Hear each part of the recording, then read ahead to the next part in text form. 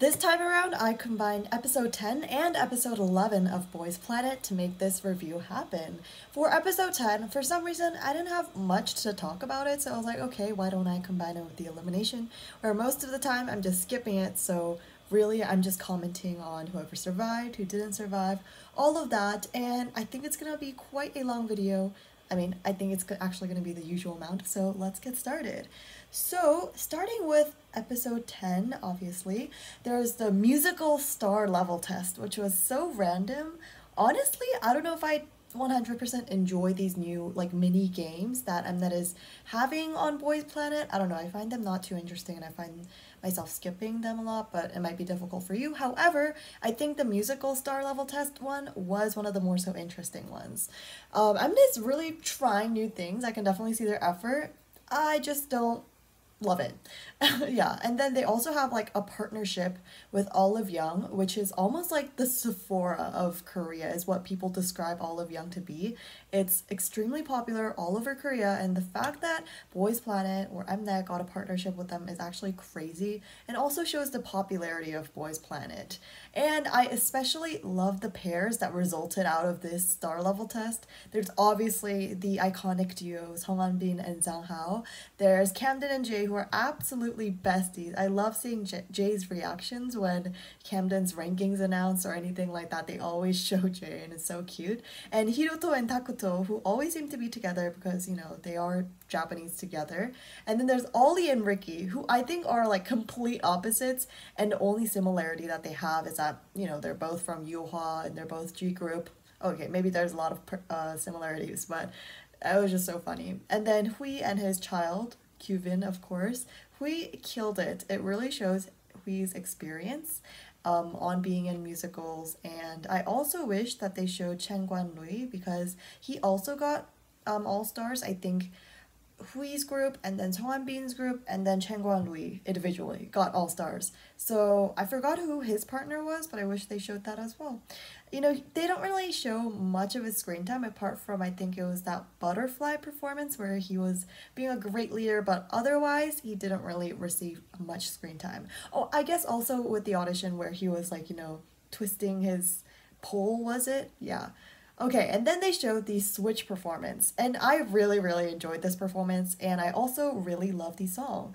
I don't know why, but I hear my jaw clicking. It's really weird. I feel like one day it's gonna collapse on me.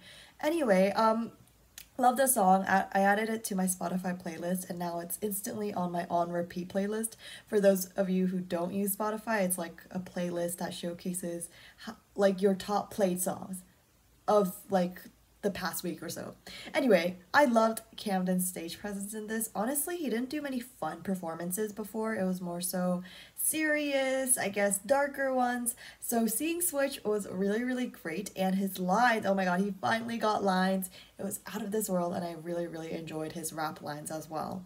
And I honestly want to say, Chang Shuabo, it kind of feels weird talking about trainees that are already eliminated, but let's just talk about it anyway. Jang Xiaobo is definitely a stage person. Like, what do I mean by this? He has, I guess, he shows his potential on stage, but when you're practicing, you can't really see that, I guess. He does shine on the stage, and I don't know if he's gonna pursue being an idol, but, you know, it'd be cool if he does.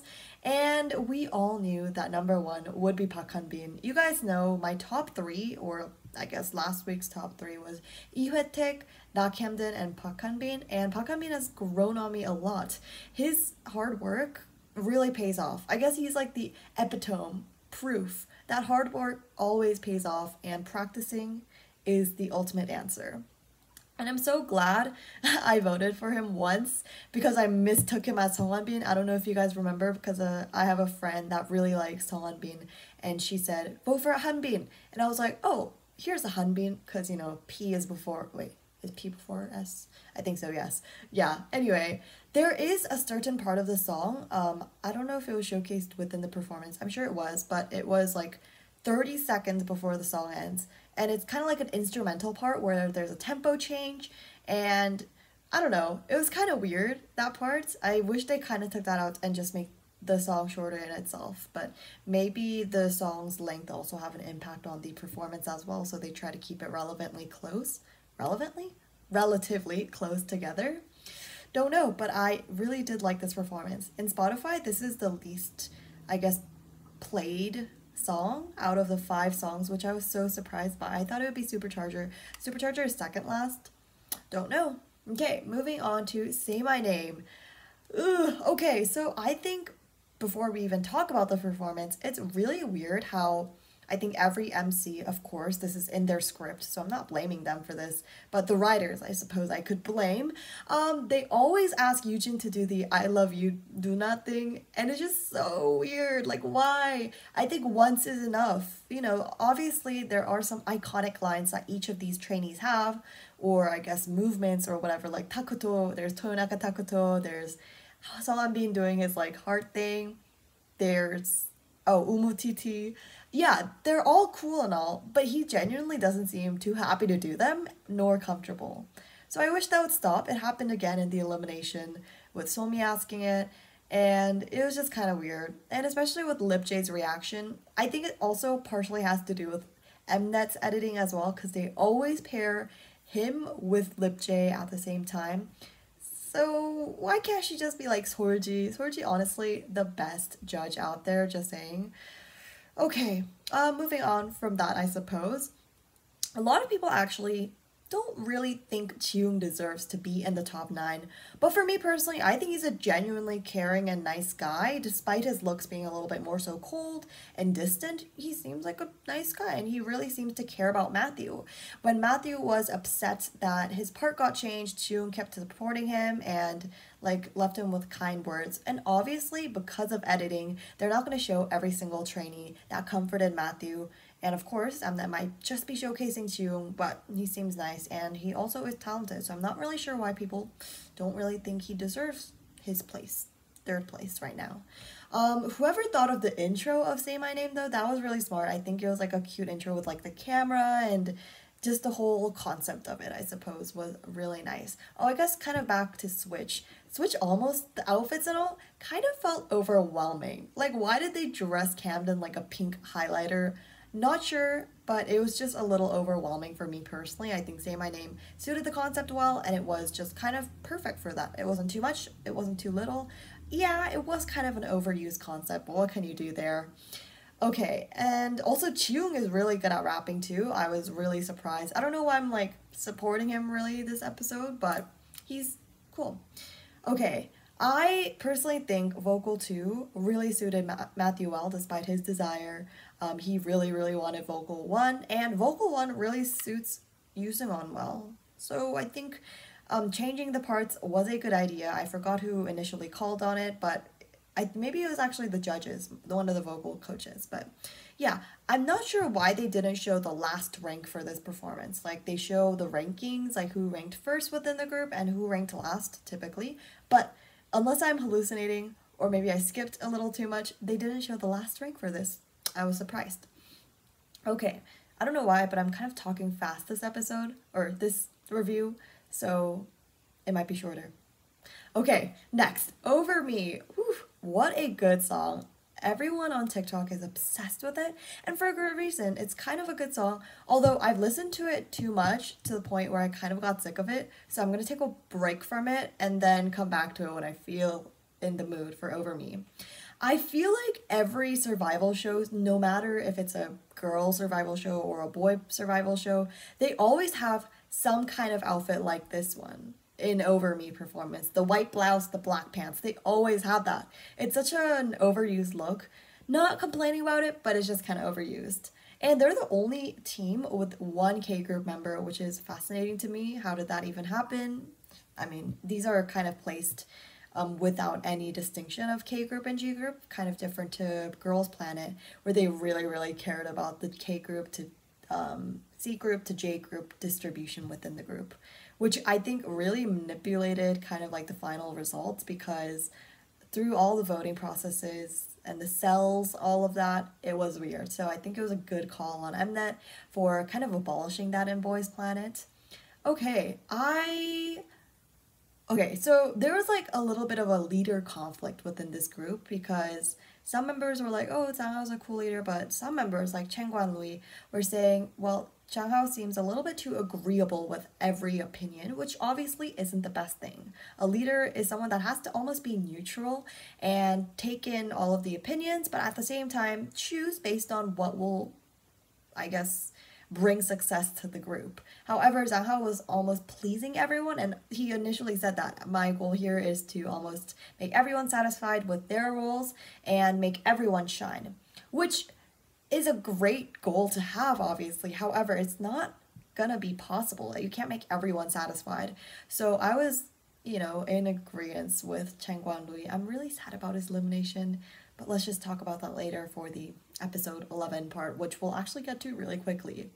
Let's just talk about the performance. The dance was solid, and Lee Jong-hyun, he's definitely stronger at rapping because I don't know, his rapping really impressed me, but then his singing was slightly unstable at times. However, I absolutely loved Jay's vocals here. His pop-like voice really stood out to me, especially in Over Me. Like, whenever his part comes out in the song, I can definitely distinctly tell that it's him, and it's really good. I'm very impressed by his vocals all the time.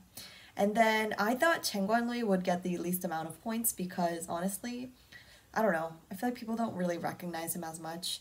But I also figured out that he has a lot of Korean fans. I think he has more Korean fans than international fans. Might be wrong.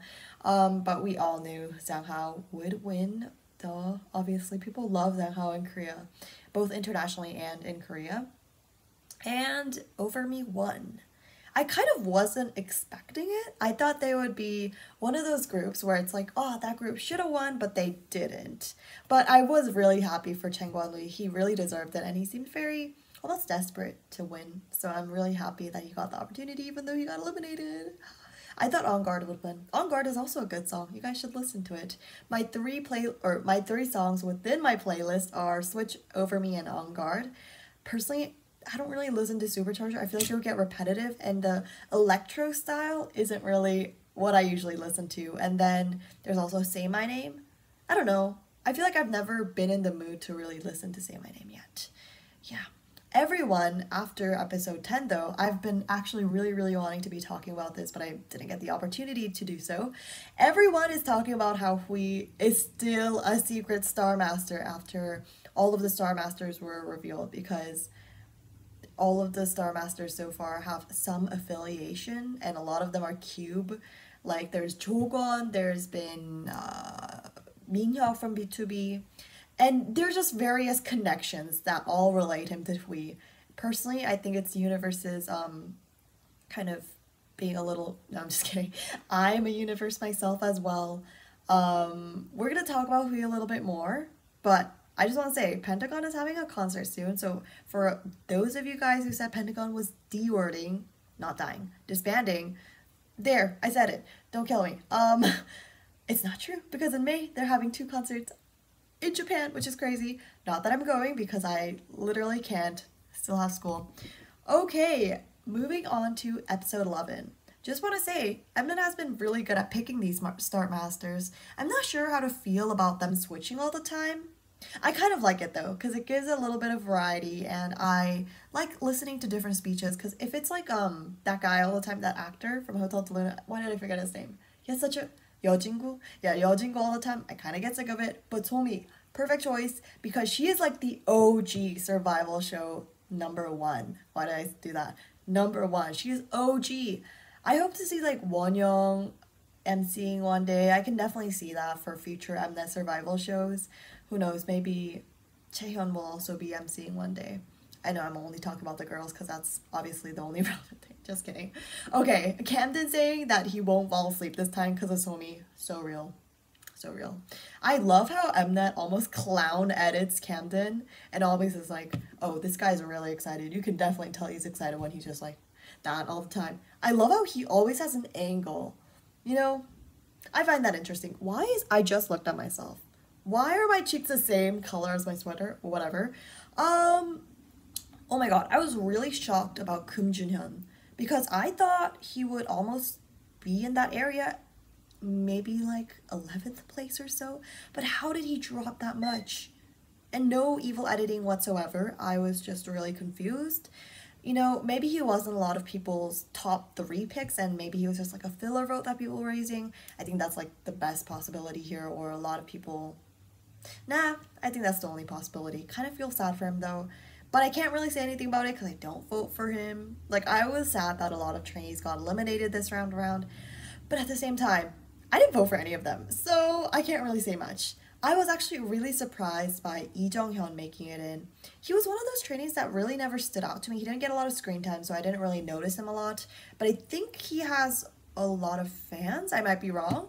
I'm sure he does. I mean, to the point of making it here. Also, the over me benefits kind of saved him. I was just kind of surprised. I thought, I don't know. I actually didn't really think much of it. Okay. Mnet's evil editing on Matthew worked a lot because he dropped a lot. Yeah, place 9. And I'm really confused about whether Mnet likes Matthew or not, or doesn't like Matthew. It's really confusing. I genuinely cannot tell.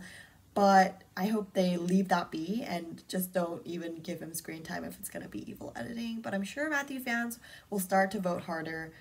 They were really like hardcore at the beginning, but now I don't see them as much, like Matthew fandoms. What do they call Songnyu-dans? Yeah, I don't see them as much. Don't know why. I mean, I'm one of those people that used to ultimately stan Matthew and then kind of drifted away, so I can't really blame those people as well. Here's a wild guess that I'll just throw in here because, I don't know, I just kind of feel like it. I personally don't think Ricky will make it into the final top 9 group. Just a guess. With no evidence, with nothing to prove it really, just a feeling, I suppose. And then Keita's ranking was really high, number 6. I honestly never see hardcore Keita fans. And I think I talked about this last time or a couple episode reviews before, but he really reminds me of Mashiro. Because like they both are high up in the ranks, like consistently. They're always in the top 9, but they're not really super relevant, I suppose, as like, I don't know, Songbin or Sanghao. And I never see fans of them. But he's still high up. He's just like Mashiro. I don't know how else to describe it. And they're both in J group or G group. But you know what I'm talking about. They're both Japanese. Okay, Songbin again.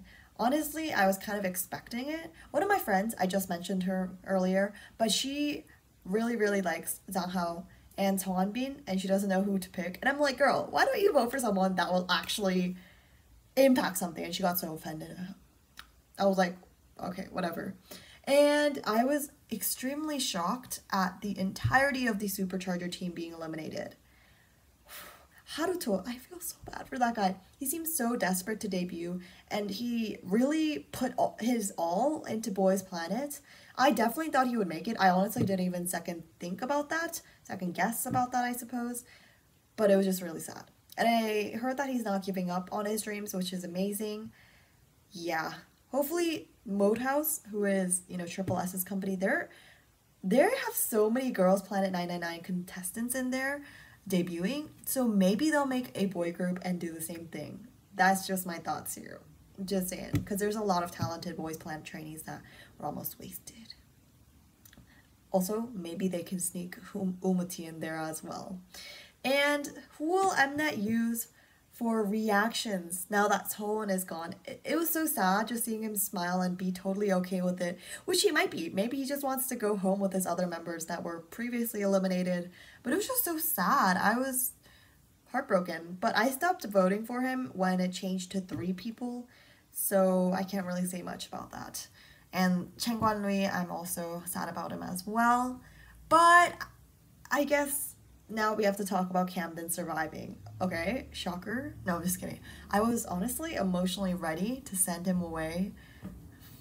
But here he is, alive and well. We all know he's not going to make it in, which leads to my votes right now. Okay, let me pull it up. Actually, I think did I even screenshot it? Oh, no, I did.